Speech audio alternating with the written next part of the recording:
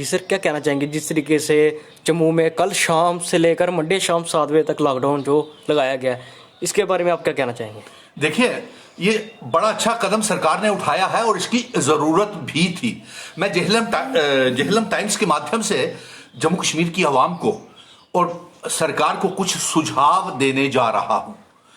और जिस तरीके से तेजी के साथ आंकड़ा बढ़ रहा है कोविड के मरीजों का, आज भी आप जो निकल के आए हैं 3,500 पॉजिटिव केसेस कोरोना वायरस के निकले हैं और 27 से ज्यादा मासूम लोगों की जानें चली गई हैं कोरोना वायरस की वजह से, जिसमें से 17 हमारे जम्मू के हैं और 9 कश्मीर से हैं। लेकिन आज का आंकड़ा क्या निकल करके आता है, क्या रूप लेकर के आता है, वो चिंता का विषय है।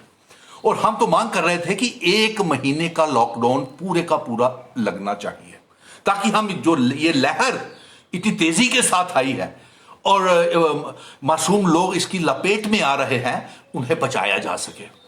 और जिस प्रकार से, यही नहीं, 1 महीने के लॉकडाउन के साथ हम सरकार से यह भी मांग करेंगे कि जम्मू कश्मीर के जितने भी राशन कार्ड होल्डर्स हैं उन्हें फ्री में राशन दिया जाए और साथ में उन तमाम व्यापारियों को जिनकी दुकानें बंद हैं, कारोबार बंद हैं, होटल, रेहड़ी फड़ी, ढाबे वाले, रेस्टोरेंट्स, फैक्ट्रीज वाले, उनके जो बिजली के किराए हैं और जो बैंक्स के लोन लिए हुए हैं उसके इंटरेस्ट माफ करें।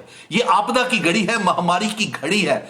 हमारे जम्मू कश्मीर ही नहीं, पूरे भारत में ये लहर लोगों को शमशान घाटों में, दूसरे राज्यों में जगह नहीं मिल रही, घंटों इंतजार करना पड़ रहा है शवों को जलाने के लिए, ऑक्सीजन के बिना, वेंटिलेटर्स के बिना, अस्पताल भरे पड़े हैं।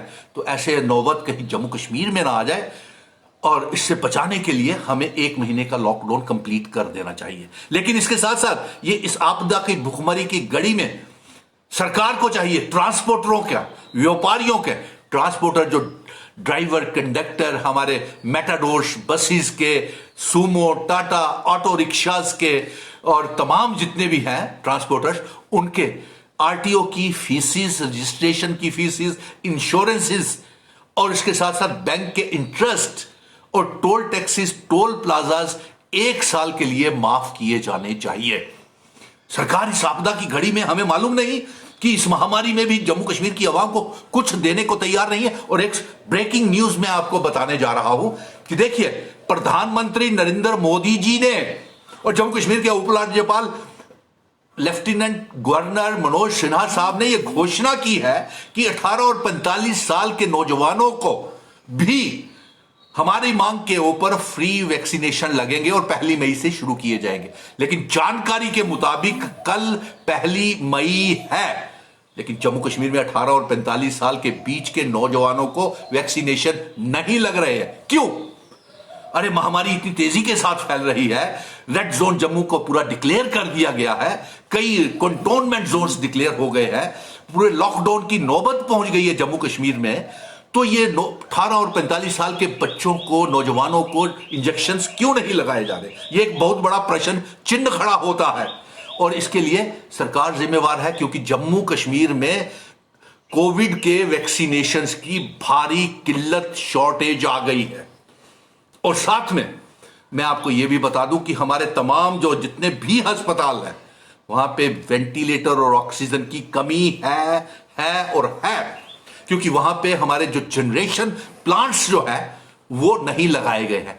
और पुनीत जी, जिस देश में मामूली सी ऑक्सीजन के लिए मरीज मर रहे हैं, जाने गंवा रहे हैं, जाने जा रही हैं, वो देश क्या सबका साथ और क्या सबका विकास, गरीब बंदा कहां से खाएगा? आत्मनिर्भर बनाने जा रहे हैं।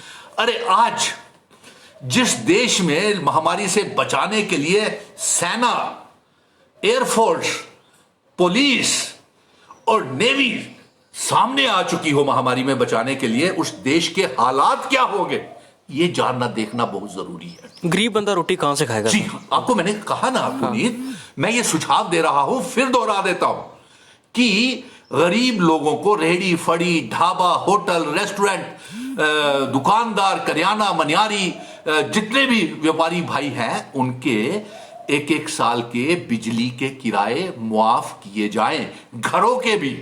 और साथ में तमाम राशन कार्ड होल्डर्स को मुफ्त में राशन दिया जाए इस लॉकडाउन के पीरियड का। और इससे ज्यादा अच्छा सुझाव हम क्या देंगे? अगर लोगों को बचाना है तो 1 महीने से ज्यादा मालूम नहीं, लॉकडाउन करना पड़ेगा। अगर नहीं करोगे तो मासूम जाने चली जाएंगी। और आज मैं पूरे विश्व के तमाम देशों को ये कहूंगा। परसों एक मेडिकल कॉलेज में जो हाँ मैं आ रहा हूं उसकी तरफ भी आ रहा हूं। देखिए, तमाम विश्व के देशों को, अमेरिका, यूएसए और फ्रांस, कनाडा, जापान, रशिया, जो भी हमारे मित्र देश हैं, उन सबसे कहूंगा कि भारत इस समय बड़ी आपदा की घड़ी से गुजर रहा है। हमारी सहायता कीजिए, इसमें कोई गुरेज नहीं होना चाहिए। देश के प्रधानमंत्री को भी, अरे प्रधानमंत्री जी, सारे देश को आपने महामारी में झोंप दिया, भुखमरी का शिकार बना दिया, खुद इलेक्शंस की रैली करते रहे, कोरोना वायरस को न्योता देते रहे, लाखों की रैलीज करके। जिम्मेवार तो आप हैं। और आप पूरे देश में हिंदू मुस्लिम का सिलेबस पढ़ाते रहे, ये सिस्टम्स को हिंदू मुस्लिम से चलाते रहे।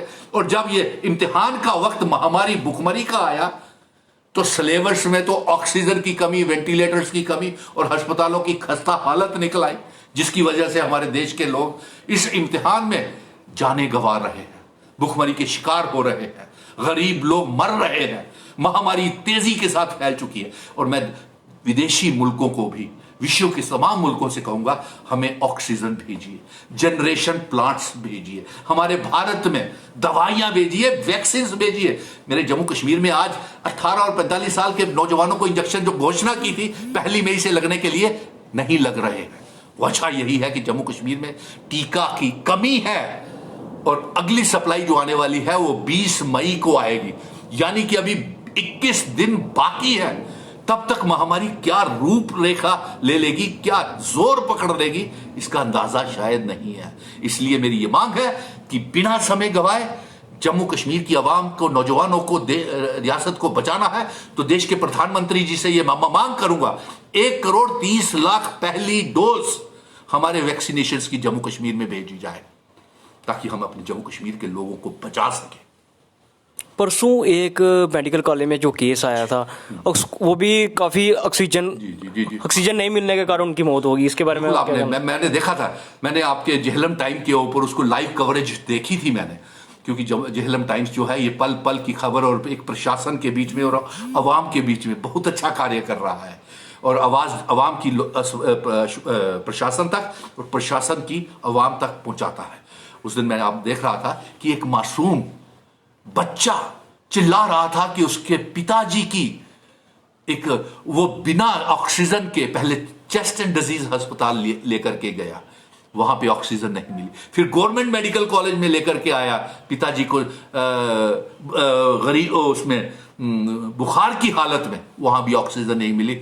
अल्टीमेटली वो हमारे माननीय जो भी थे, वो मुझे उनका नाम नहीं याद, राजेश्वर सिंह थे शायद, कुछ ऐसा ही नाम था, वो अपनी जान गंवा बैठे। इसके लिए नेग्लिजेंस के लिए, इग्नोरेंस के लिए जो भी जिम्मेवार है, इसके ऊपर इंक्वायरी बैठनी चाहिए। और इसका, और मेरा आपको ये जानकारी के मुताबिक बता दूं, मैंने 4 दिन पहले एक खुलासा किया था कि जम्मू नगर निगम की तमाम जो मशीनें हैं और वो सैनिटाइजर्स की मशीनें और जो जेसीबी लोडर्स ट्रक्स जो है वो मांडा में जल रहे थे। और हम ये मांग कर रहे थे कि जम्मू शहर में सैनिटाइजेशन तमाम वार्डों में, 75 के 75 वार्डों में, मोहल्लों में, गलियों में होनी चाहिए। और मैं आपको बता दूं कि ये तालियां, थालियां या दिए जलाने से कोरोना भागने वाला नहीं है, जब तक इस महामारी को आप सख्ती से नहीं पकड़ेंगे। जम्मू नगर निगम कहां सोया हुआ था, इसका खुलासा, एक बहुत बड़ा स्कैम मैंने एक्सपोज किया है। और आज पूरे जम्मू शहर में मैंने सैनिटाइजर्स का स्प्रे का काम शुरू करवा दिया है, दबाव डाल के, इस स्कैंडल का एक्सपोज करके, और जम्मू नगर निगम को हरकत में लाया है। लेकिन अभी भी हम इनकी कारकर्दगी को देखेंगे, क्योंकि ये कारपोरेटर्स और मेयर ये क्या करते हैं, हाउस की मीटिंग्स में जाकर के, मिशन स्टेटहुड को इसमें मुखालफत करनी पड़ी। हमने जाकर के देखा मांडा में वहां पे ये मशीनें जो बूमर्स और स्प्रे मशीनें सारी जंग लग रहा था, वहां से उठवाई हमने और जम्मू शहर में दबाव डाल करके स्प्रे करवा रहे हैं और तमाम मोहल्लों में, गलियों में यह पहुंच जाएगा। और कमेंट बॉक्स में सभी से मैं कहूंगा कि जिस जिस मोहल्ले में अभी नहीं पहुंची है वो हमें बता दे, या मेरे नंबर्स आपके पास होंगे 8825086618 8825086618। अगर किसी को इस महामारी में, भूखमरी में या किसी का इलाज नहीं होता, या कोई मुश्किल आती है, तो आप मुझे किसी भी समय कॉल कर सकते हैं। लेकिन 2 खुलासे मैंने आपको आज किए हैं कि 18 और 45 साल के बीच के लोगों को इंजेक्शंस जो हैं वो सरकार लगाए, क्योंकि घोषणा की गई है। और जम्मू के तमाम अस्पतालों में जल्द से जल्द जो ऑक्सीजन जनरेशन प्लांट है उनको खड़ा किया जाए। जय हिंद, जय भारत। और मेरे जम्मू कश्मीर को वैक्सीनेशंस की, टीकों की बेहद कमी आ रही है और कई अस्पताल और हेल्थ सेंटर्स बंद पड़े हुए हैं क्योंकि वहां पे टीके नहीं है।